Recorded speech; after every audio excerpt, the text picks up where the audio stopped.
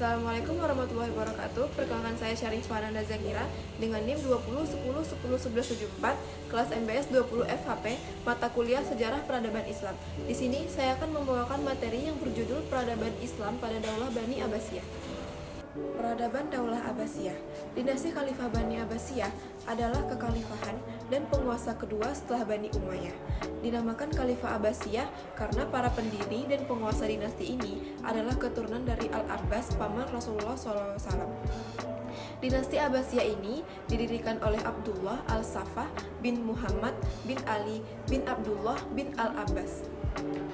Kekuasaan yang berlangsung dalam rentang waktu yang panjang dari tahun 132 Hijriah atau 750 Masehi sampai dengan 656 Hijriah atau 1258 Masehi. Selama kekhalifahan ini berkuasa, mereka menerapkan pola kepemimpinan pemerintahan yang berbeda-beda dari setiap fasenya dengan menyesuaikan perubahan politik, sosial, dan budaya. Dalam sejarah berdirinya dinasti Abbasiyah menjelang berakhirnya dinasti Umayyah, terjadi bermacam-macam kekacauan yang diantara lain disebabkan yang pertama itu penindasan yang terus-menerus terhadap pengikut Ali dan Bani Hashim pada umumnya. Yang kedua, merendahkan kaum muslimin yang bukan bangsa Arab sehingga mereka tidak diberi kesempatan dalam pemerintahan. Yang ketiga, pelanggaran terhadap ajaran Islam dan HAM dengan terang-terangan. Pola pemerintahan dan politik masa kekhalifahan Bani Abbasiyah terbagi menjadi 5 periode.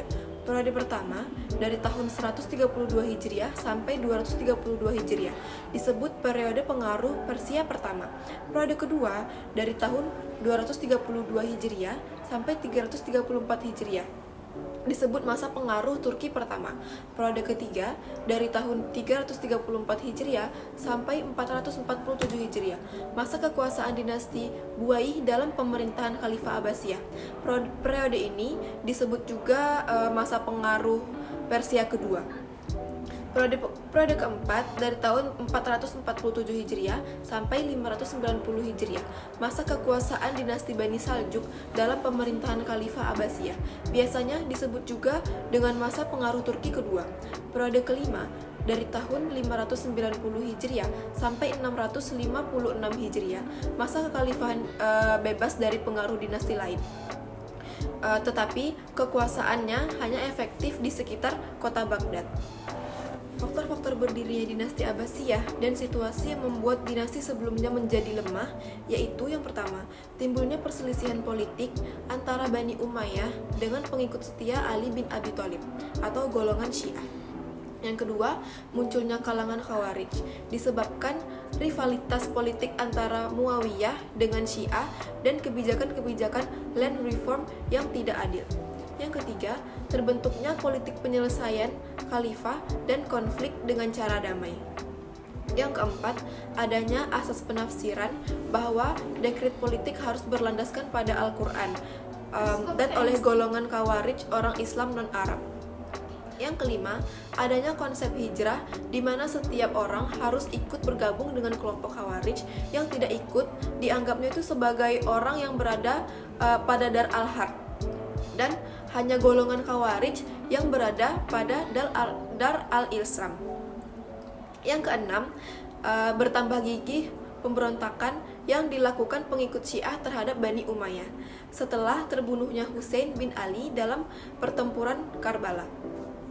Yang ketujuh, timbulnya faham mawali, yaitu pemahaman masalah peradaban antara orang Islam Arab dengan non-Arab.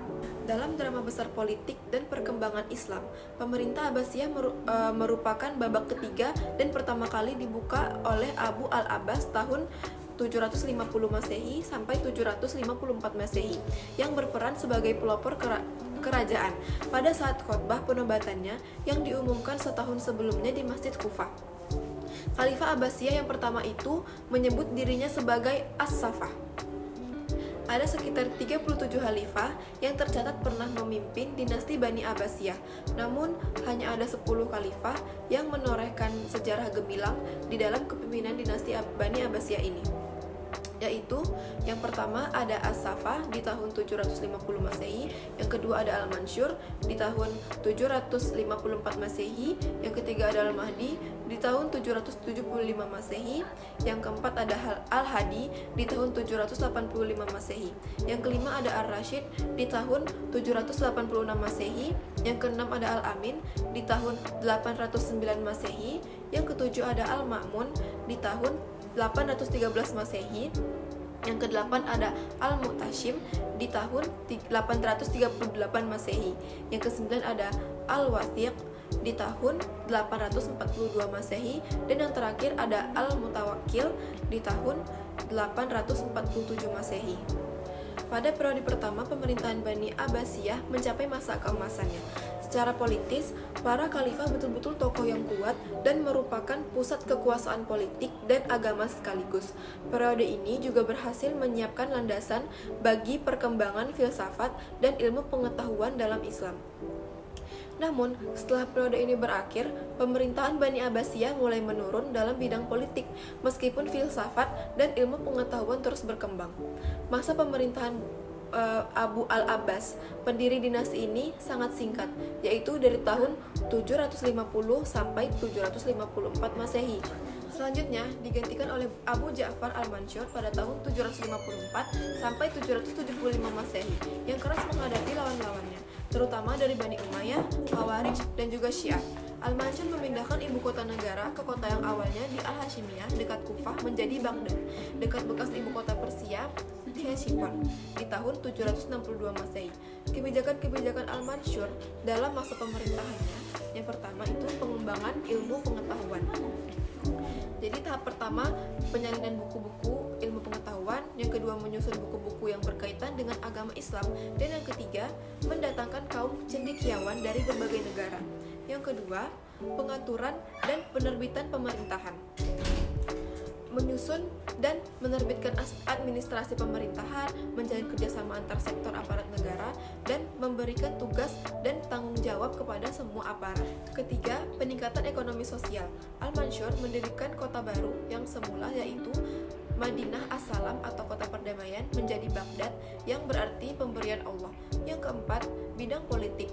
Mengadakan serangan dan penaklukan kota-kota yang dikuasai oleh Raja Bizantium Kaisar Konstantin kelima.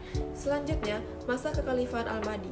Pada masa Al-Mahdi, perekonomian mulai meningkat dengan peningkatan di sektor pertanian melalui irigasi dan peningkatan hasil pertambangan seperti perak, emas, tembaga, dan besi.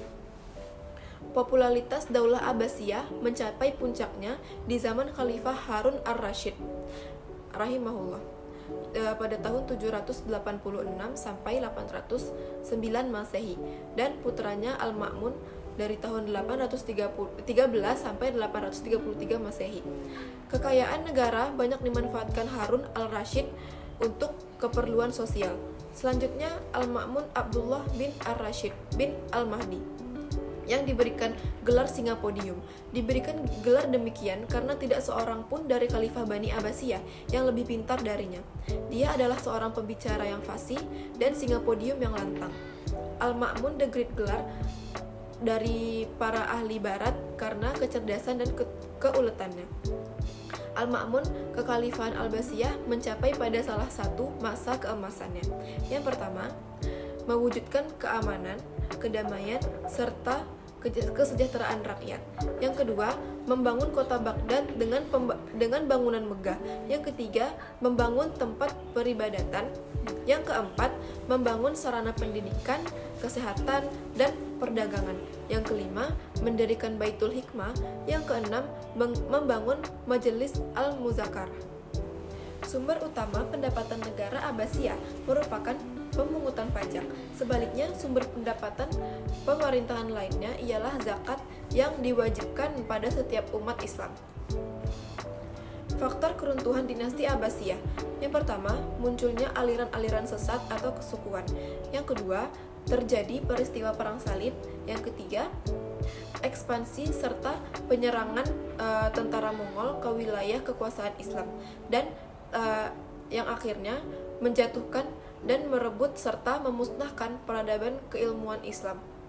Yang keempat, pertentangan internal dalam keluarga dan internal keluarga terjadi konflik yang berkepanjangan. Baiklah, sekian dari saya. Semoga materi yang saya sampaikan dapat bermanfaat bagi kita semua. Kurang lebihnya saya mohon maaf. Wassalamualaikum warahmatullahi wabarakatuh.